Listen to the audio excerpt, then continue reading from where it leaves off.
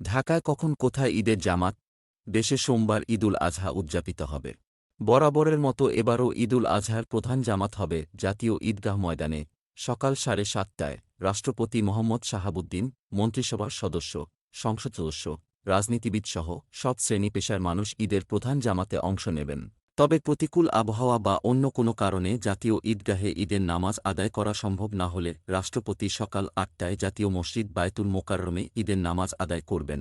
বায়তুল মোকাররম জাতীয় মসজিদে এবারও 5টি জামাত হবে। সকাল 7টা, সকাল 8টা, সকাল 9টা, সকাল 10টায় এবং 10:45 এসব জামাত হবে। জাতীয় সংসদ ভবনের দক্ষিণ প্লাজায় ঈদুল আজহার জামাত হবে সকাল 8:30টায়। ঢাকা বিশ্ববিদ্যালয়ের কেন্দ্রীয় মসজিদে সকাল 8টায় এবং 9টায় দুটি জামাত হবে। এছাড়া সলিমুল্লাহ মুসলিম হল মসজিদে সকাল 7টায়, মুহম্মদ শহীদুল্লাহ হলে সকাল 8টায় ও ফজলুল হক মুসলিম হলের পূর্ব পাশের খেলার মাঠে সকাল 8টায় জামাত হবে।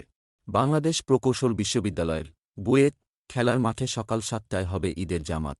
এছাড়া সকাল 8টায় আজিমপুরে ঢাকা বিশ্ববিদ্যালয় আবাসিক এলাকার বায়তুন নূর জামে মসজিদে, সকাল 8টায় মগবাজারের বিটিসিএল সাবেক টিএনটি কলোনি জামে মসজিদে ঈদের জামাত হবে। ধানমন্ডির 3 নম্বর রোডের এনায়েত মসজিদে সকাল 7:30টায়, 7 নম্বর রোডের বাইতুল আমান মসজিদে সকাল 8টায়, 12 রোডের তাকওয়া মসজিদে সকাল 8টায়, সোবহানবাগ মসজিদে সকাল 8টায় ঈদের জামাত হবে। গুলশান সেন্ট্রাল মসজিদ অ্যান্ড ঈদগাহে ঈদের নামাজের 3টি জামাত অনুষ্ঠিত হবে। প্রথম জামাত সকাল 6টায়, দ্বিতীয় জামাত সকাল 7:30টায় এবং তৃতীয় জামাত 9টায় অনুষ্ঠিত হবে। মিরপুর 12 হারুন মোল্লাহ ঈদগাহ, পার্ক ও খেলার মাঠে সকাল 7টায় নামাজ অনুষ্ঠিত হবে। বসুন্ধরা আবাসিক এলাকার মার্কাজুল ফিকরিল ইসলামীতে বসুন্ধরা কমপ্লেক্স সকাল 7টায়। বসুন্ধরা সি ব্লকের উম্মে কুলসুম জামে মসজিদে 7:15 এফ ব্লক জামে মসজিদে সকাল 7:30টায়।